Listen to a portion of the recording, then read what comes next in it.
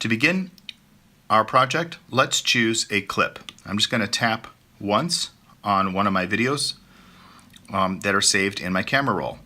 And see, here is a preview of that clip. This icon will let me just drop it right down to the timeline. And there I can change the in and out points.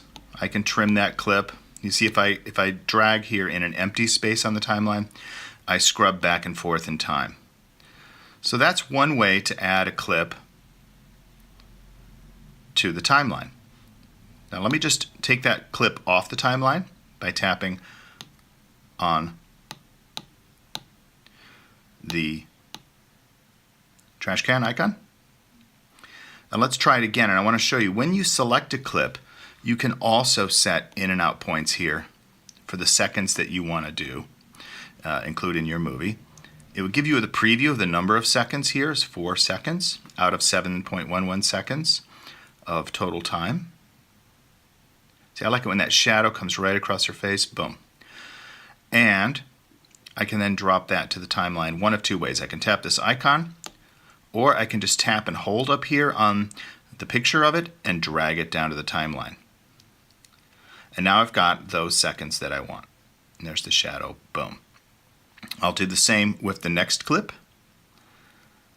Maybe it'll be a train arriving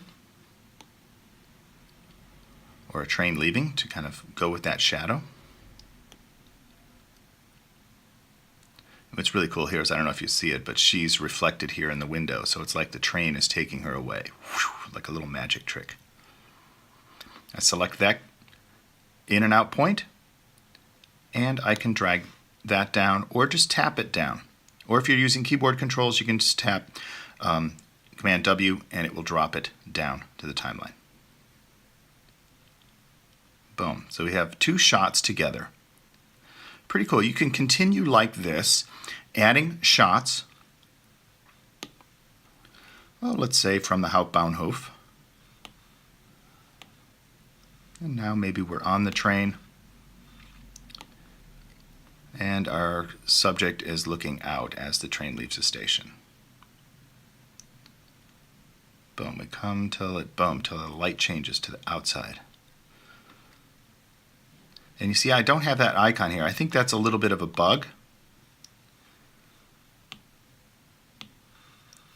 See, I should have that icon to drop it down, but don't worry. Like I said, you can just tap and hold here and take that clip right down to your timeline.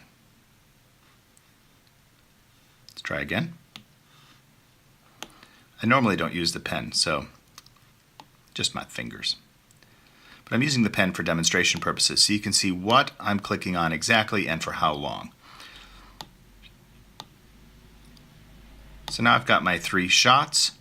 Also, on any clip in your sources, if you tap on it, let's say here's a nice red box. She's going to stamp her ticket to go validate her ticket for the train ride.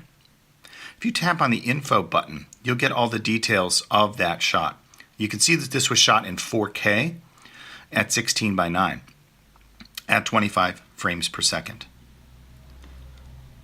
Tap on trimmer to go back to look at your shot. Now, so 4K means I can do something that you can't do with normal footage, and that is super scale it up. You can zoom in quite a bit and not lose quality, especially if you're going to output to 1080p.